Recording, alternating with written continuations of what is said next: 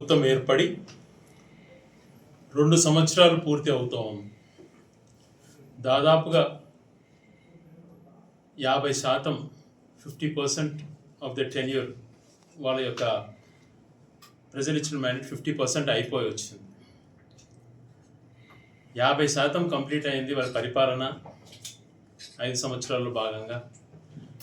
ఇంతవరకు వాళ్ళు ఎన్నికలలో ఇచ్చినటువంటి హామీలు ఏమీ నెరవేర్చకపోవటం, రాష్ట్ర అభివృద్ధిని తిరోగమనం పట్టించడం, ప్రజల యొక్క మనుగడను ప్రశ్నార్థకంగా మార్చి అన్ని రంగాలలో వైఫల్యమైనటువంటి మాట మనకు స్పష్టంగా కనపడుతూ ఉంది.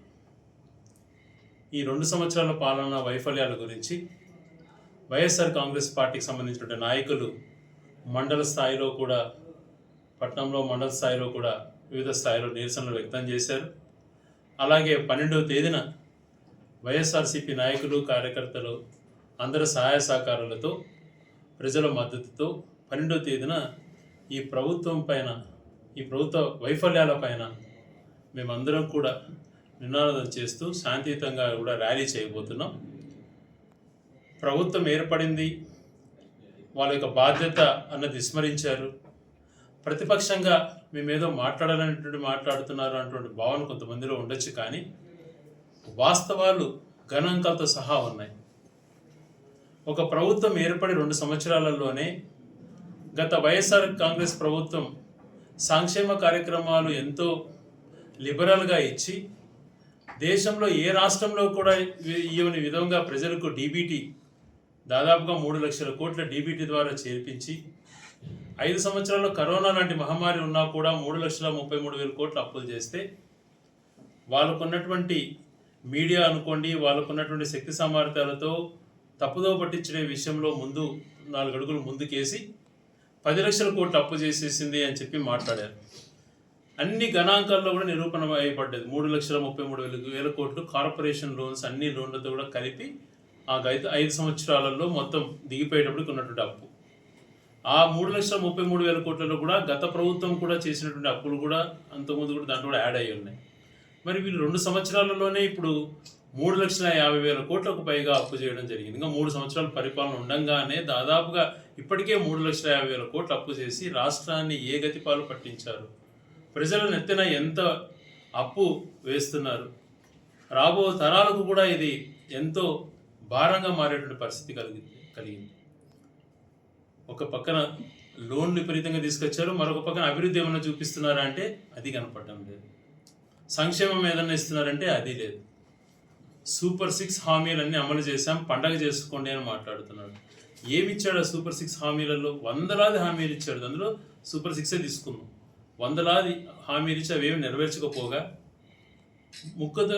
తను కొన్ని విషయాలు ఏదైతే ఎక్కువగా చెప్పి ప్రజల ద్వారా ఓట్లు వేయించుకున్నాడో ఆ ప్రజలను మోసం చేశాడు. 2 సంవత్సరాల పరిపాలన అయిపోయింది, ఇంతవరకు ఒక కొత్త పెన్షన్ అటువంటిది లేదు. 50 సంవత్సరాలు దాటినటువంటి బీసీ, ఎస్సీ, ఎస్టీ మైనారిటీలకు పెన్షన్లు ఇస్తామని చెప్పాడు, ఇంతవరకు దాన్ని ఊసే లేదు. 2 సంవత్సరాల నుంచి అర్హత పొందినటువంటి ఏ ఒక్క అర్హత ఉన్నటువంటి వ్యక్తికి ఒక కొత్త పెన్షన్ ఇవ్వలేదు అని అంటే పరిస్థితి ఏ రకంగా ఉందో అర్థం చేసుకోవాలి. పెన్షన్లలో గత ప్రభుత్వంలో 6 నెలలకు ఒకసారి క్రమం తప్పకుండా ఎలిజిబిలిటీ ఉన్న వాళ్ళకి అందరికీ కూడా పెన్షన్ ఇచ్చే పరిస్థితి ఉండేది. ఒక పక్కన అవ్వలను, తాతలను, వితంతువులను, మహిళలను ఈ విధంగా మోసం చేశాడు.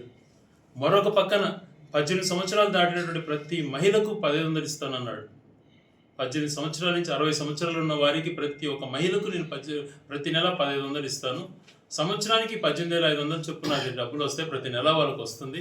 60 సంవత్సరాలు దాటి నుంచి పెన్షన్ ఉంటుంది కాబట్టి ఇంక ప్రతి మహిళకు పండగే పండగ. ఇంతవరకు ఏదైనా ఊసెత్తుకున్నాడు? ఎంత అన్యాయమైనటువంటి పరిస్థితి అండి. ఎవరైనా మహిళలను మోసం చేస్తారా? మహిళలకు ఏది కూడా ఇవ్వకపోగా గత ప్రభుత్వంలో ఇస్తున్నటువంటి చేయూత, ఆసరా, కాపు నేస్తం, ఈబీసీ నేస్తం లాంటి పథకాల ద్వారా మహిళలకు లబ్ధి చేకూరేది. డ్వాక్రాలో క్రమం తప్పకుండా 0 వడ్డీ వచ్చేటువంటి పరిస్థితి ఉండేది. ఇప్పుడు ఆ 0 వడ్డీ లేదు, ఆ లోన్లు ఇచ్చేటువంటి పరిస్థితి సరిగా లేదు. వాళ్ళకు మాఫీ కథ దేవుడేరుగా, కనీసం వాళ్ళ జీవనశైలిని మార్చడానికి వస్తున్నటువంటి ఎంతో భరోసా ఇస్తున్నటువంటిది ఏది కూడా తీసేసి, ఇస్తానటువంటిది ఏది కూడా ఇవ్వకుండా 2 సంవత్సరాలైనా ఇంతవరకు నిమ్మకు నీరెత్తినట్టున్నారు. మళ్ళీ ఏమంటున్నారు, మేము అన్నీ కూడా సూపర్ 6 హామీలు నెరవేర్చామని అంటారు. మహిళలను మోసం చేసావు, రైతులను అయితే నిర్దాక్షిణంగా వాళ్ళ కొంపలు ముంచుతున్నాం. గిట్టుబాటు ధర కల్పించడంలే, ఇంతవరకు ఒకసారి ఇన్పుట్ సబ్సిడీ లేదు. మరో పక్కన చూసుకుంటే రైతుల పరిస్థితి దయనీయంగా ఉంది. ఎరువుల కొరత ఉంది. అంత ప్రభుత్వం ఏర్పాటు చేసినటువంటి రైతు భరోసా కేంద్రాలను పూర్తిగా ఎత్తేసావు. రైతుల గురించి ఆలోచన చేసే పరిస్థితి లేదు. గత సంవత్సరంలో ఏ రకంగా అయితే మామిడి రైతులు ఇబ్బంది పడ్డారు, ఈసారి జాగ్రత్తలు తీసుకున్నానంటే ఇప్పుడు మళ్ళా అదే పరిస్థితి. ఆడ ఫ్యాక్టరీ దగ్గరికి వెళ్ళి 3 రూపాయలు 4 రూపాయలు ఫిక్స్ చేస్తారు. రైతులు వాళ్ళ ఆత్మాభిమానం చంపుకుంటా లైన్లలో క్యూలలో నిలబడుకొని రకరకాల ఇబ్బందులు పడుతున్నారు.